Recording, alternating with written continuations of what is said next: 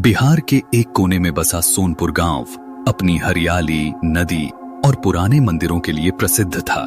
पर एक बात थी जो उसे बदनाम करती थी, बारातों का अभिशाप।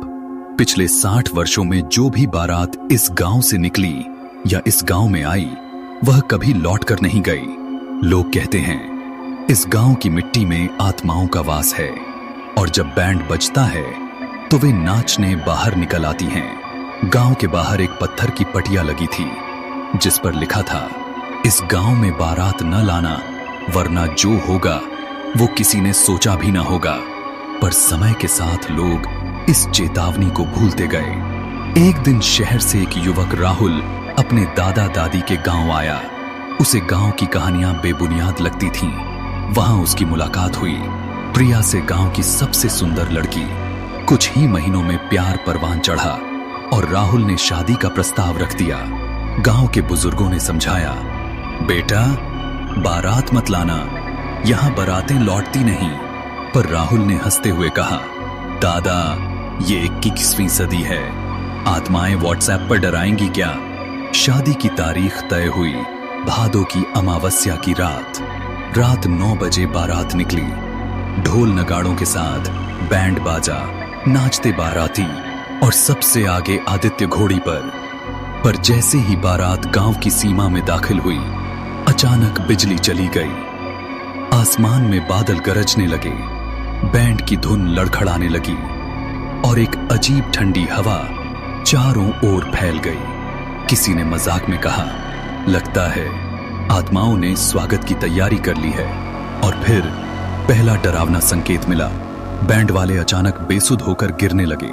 उनके चेहरों पर डरावने भाव थे, जैसे कुछ देख लिया हो जो इंसानी समझ से बाहर हो। एक बैंड वाले ने कांपते हुए कहा, हमने देखा वो लोग जो हवा में तैर रहे थे, बिना आंखों के चेहरे। रात 10 बजे तक बारात किसी तरह मंडप तक पहुंची, लेकिन वहां कुछ अजीब हो रहा था। पेड़ खुद ब खुद हिल रहे थे, फूल मुरझा रहे थे और हर कोई बेचैन हो उठा था।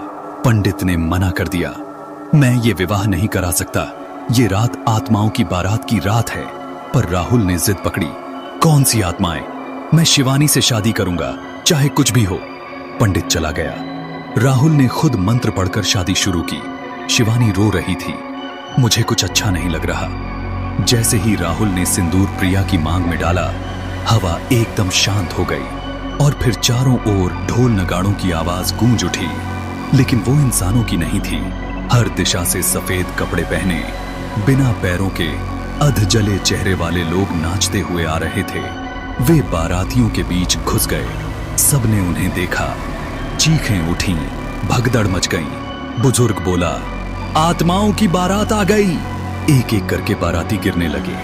कुछ के चेहरे नीले पड़ गए, कुछ के दिल बंद हो गए और कुछ हवा में उड़ने लगे। राहुल प्रिया को लेकर भागने लगा, पर उसका घोड़ा जमीन में धंस गया।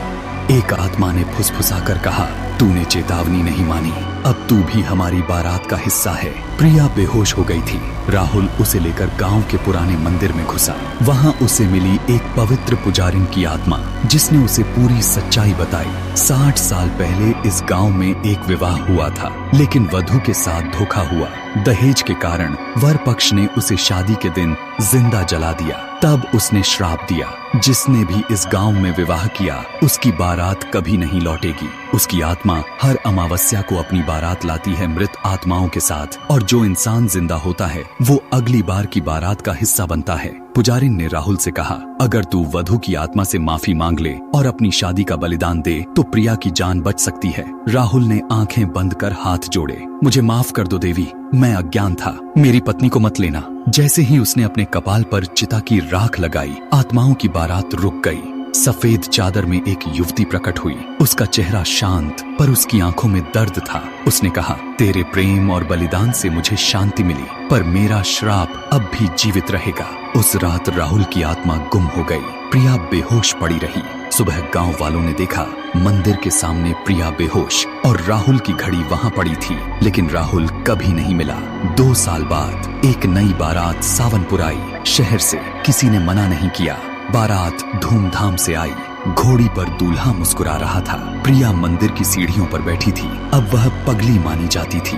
वह बड़बड़ाई, एक बार फिर बारात आएगी, आत्माएं नाचेंगी और कोई लौटेगा नहीं। रात के 12 बजे फिर वही ढोल बजे और गूंज उठी आत्माओं की बारात।